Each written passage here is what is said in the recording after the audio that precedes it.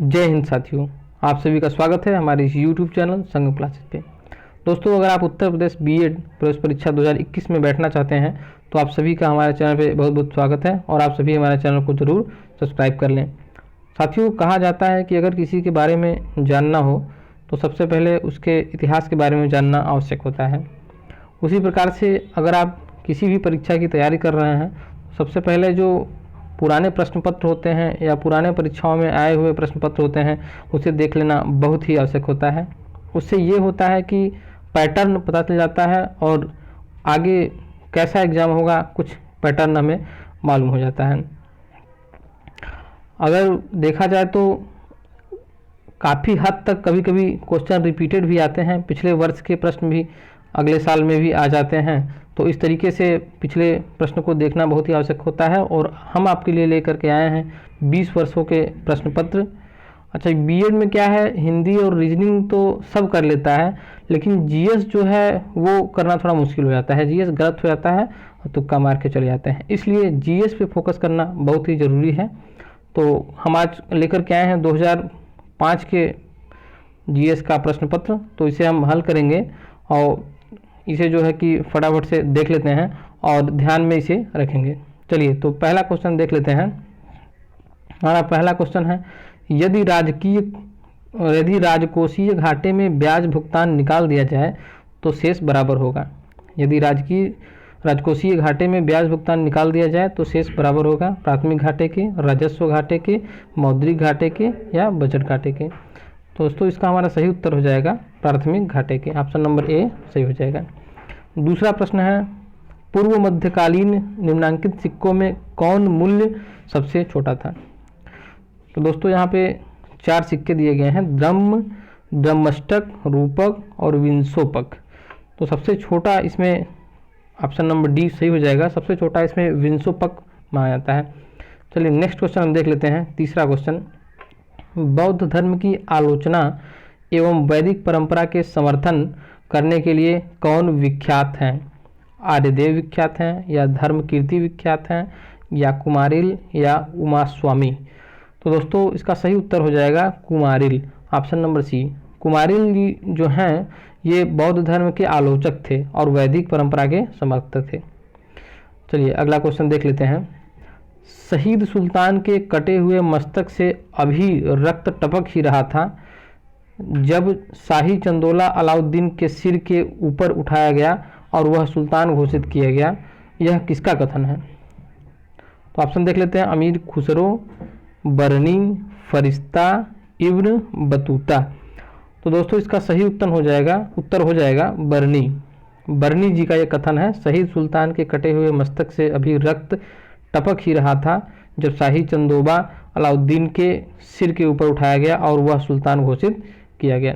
चलिए next question देख लेते हैं। क्वेश्चन नंबर 5 है, 1398 ईस्वी में तैमूर ने भारत पर आक्रमण किया, उस समय तुगलक वंश का कौन सा शासक शासन कर रहा था।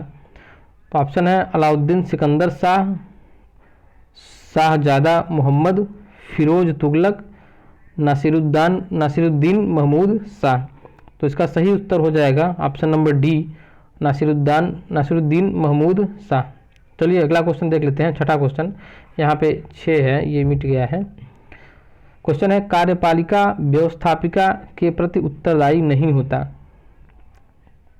होता, यह किसकी विशेषता है।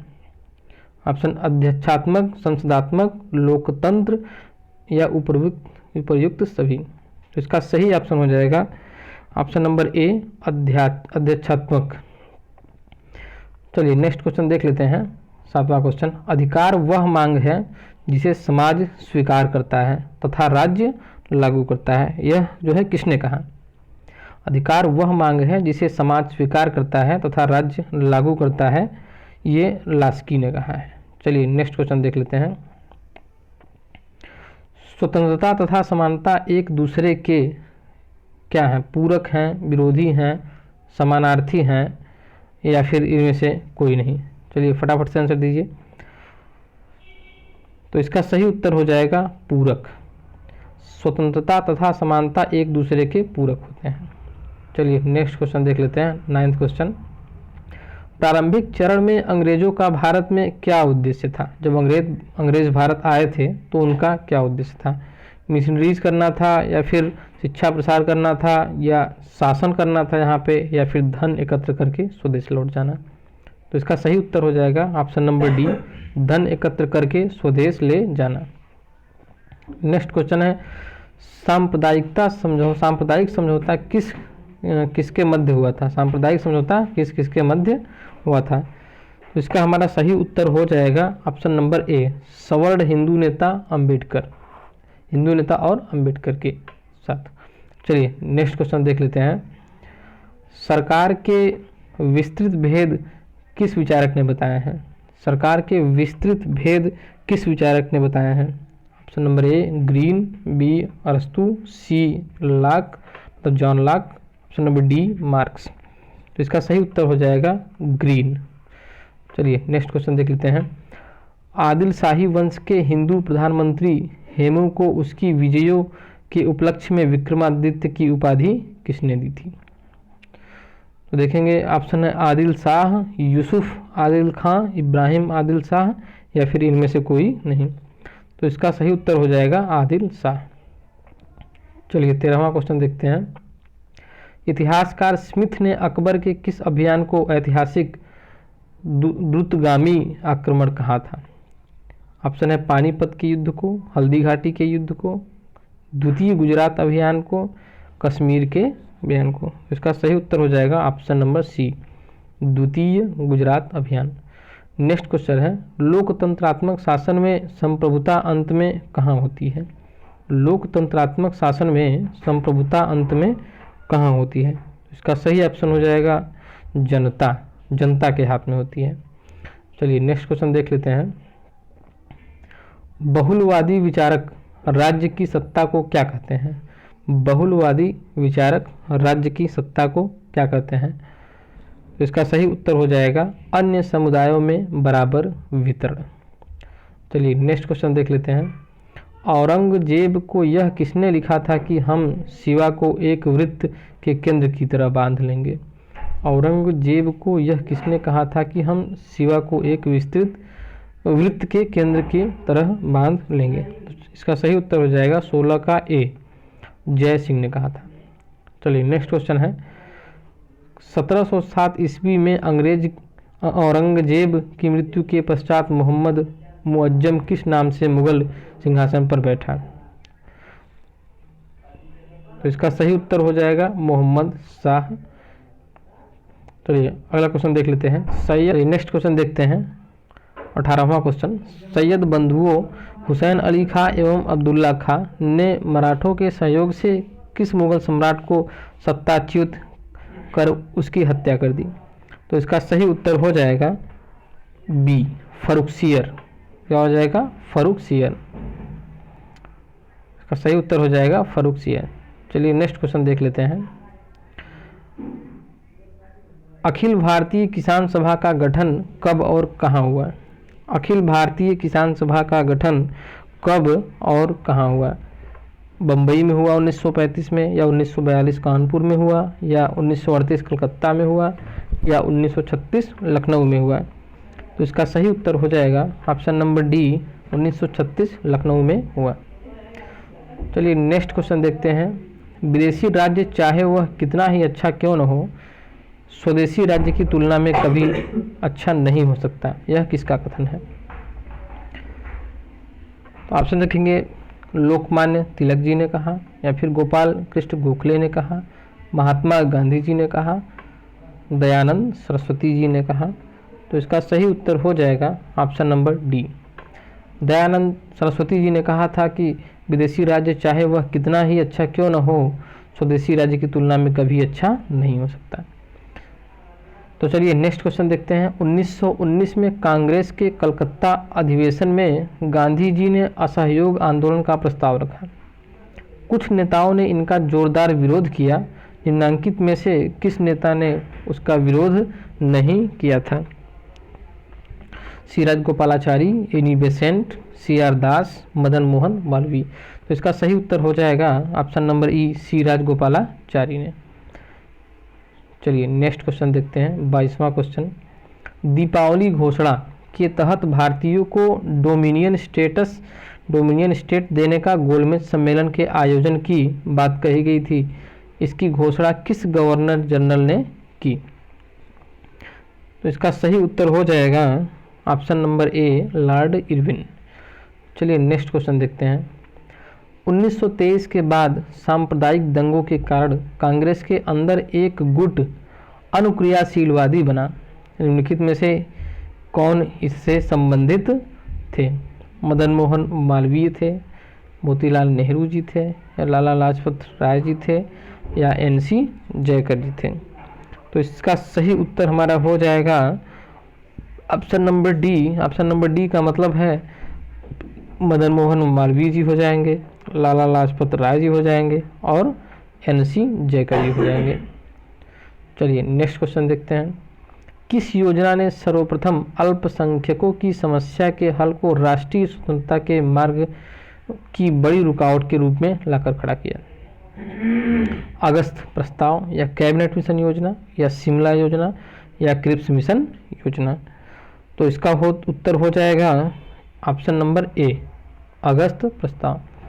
चलिए नेक्स्ट क्वेश्चन देखते हैं। निम्नलिखित में से गलत तथ्य हैं। धन विधेयक केवल लोकसभा में पेश किया जाता है, या कोई विधेयक धन विधेयक है या नहीं, इसका निर्णय लोकसभा अध्यक्ष करता है। धन विधेयक के संबंध में राज्यसभा को केवल सिफारिशी अधिकार है, या फिर इनमें से कोई नहीं? तो इसका सही उत्तर हो जाएगा बी, कोई विधेयक धन विधेयक है या नहीं, इसका निर्णय लोकसभा अध्यक्ष करता है। चलिए नेक्स्ट क्वेश्चन हो जाएगा 26वां।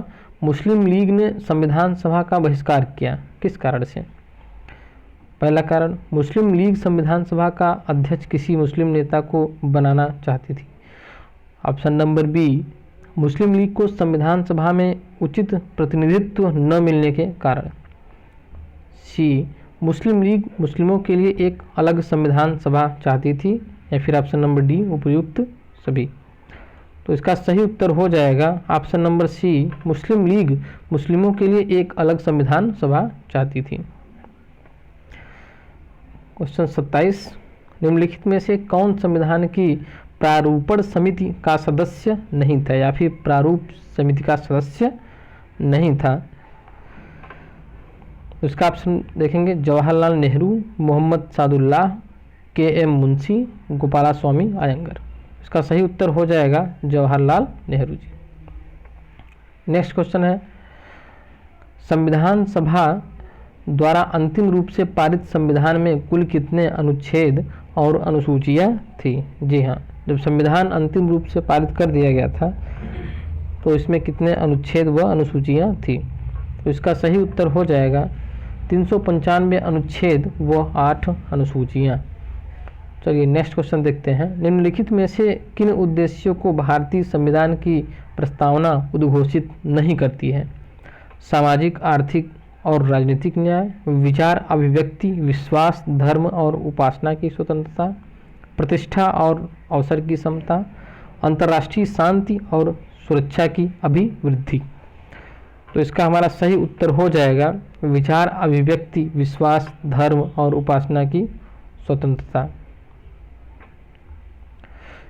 चलिए दोस्तों अगला क्वेश्चन देखते हैं।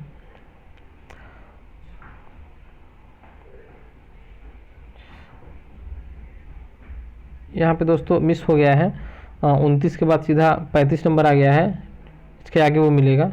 चलिए कोई बात नहीं है, देख लेंगे। 35वां क्वेश्चन है, पूर्व की ओर बहने वाली भारत की निम्नलिखित नदियों में से किस एक में निम्नावलन के कारण विभ्रंश घाटी उत्पन्न होती है? दामोदर नदी में, महानदी में, सोन नदी में, या फिर यमुना नदी में?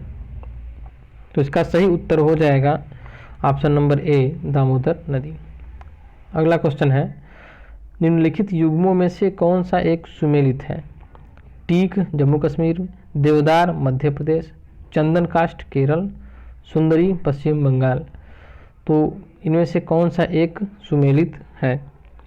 तो इसका हमारा सही उत्तर हो जाएगा ऑप्शन नंबर डी, सुंदरी पश्चिम बंगाल।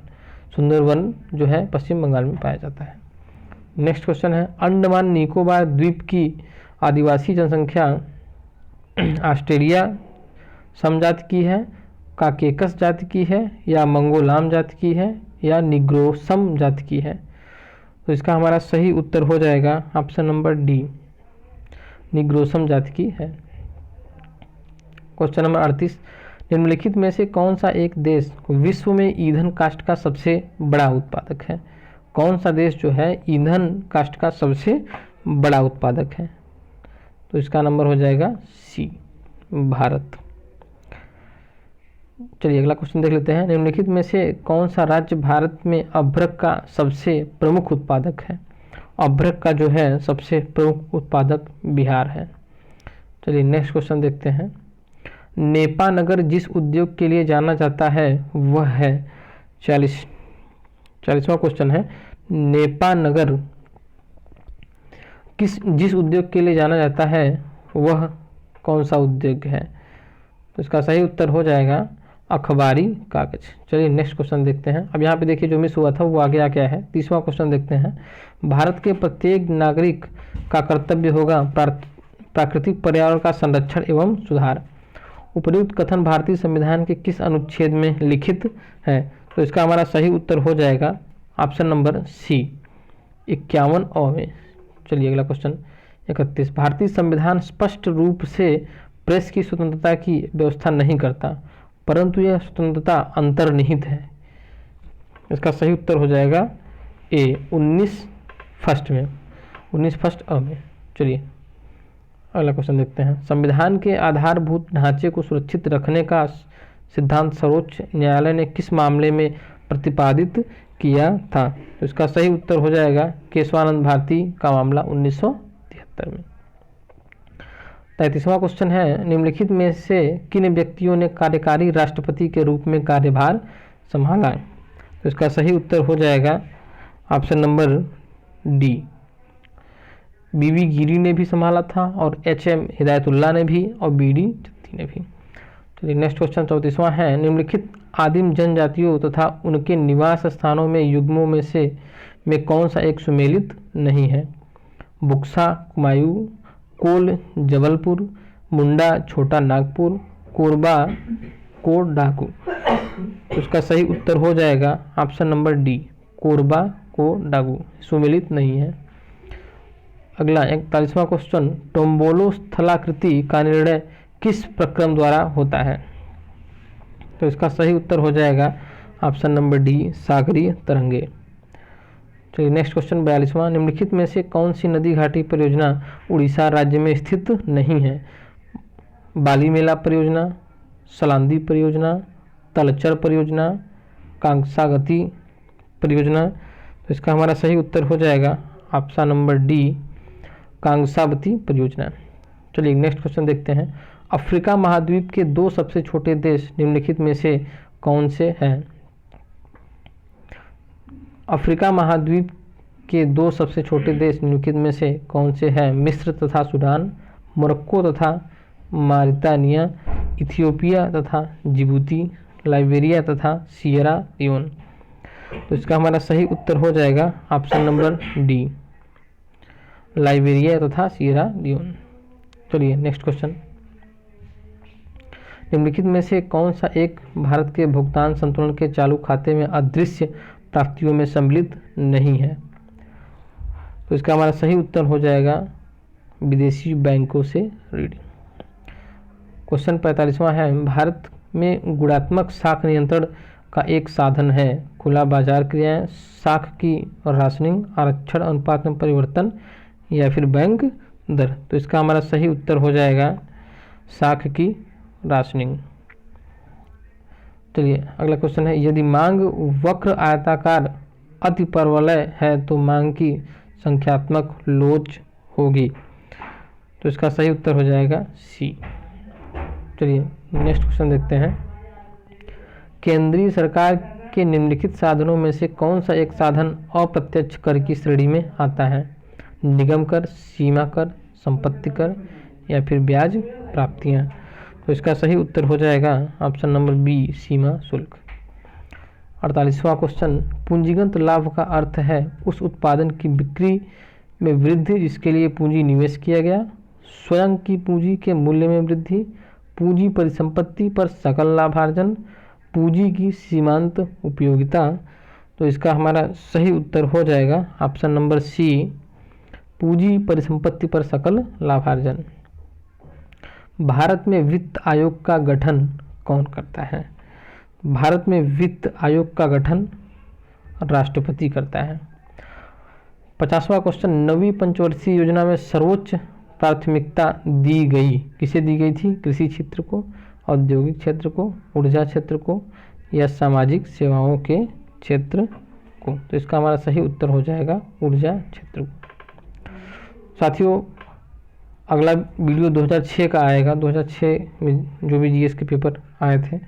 तो अगर आप तब से वीडियो की तैयारी कर रहे हैं तो आप हमारे चैनल को सब्सक्राइब जरूर कर लीजिए। धन्यवाद।